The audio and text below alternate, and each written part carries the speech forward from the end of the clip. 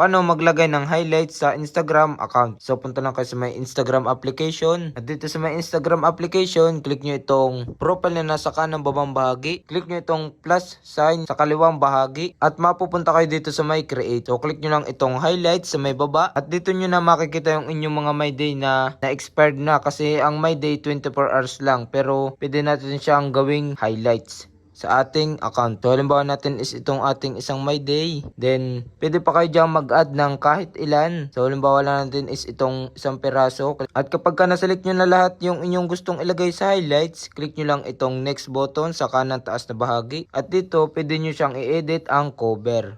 At lagyan nyo din ng pangalan. Pwede nyo lagyan ng pangalan, pwede ding hindi. Then click lang natin itong done kapag nakapaglagay na kayo ng pangalan at nakapag-edit na kayo ng cover. At antayin nyo lang siya. So ayan, successful na tayo nakapaglagay ng ating highlights sa ating Instagram account.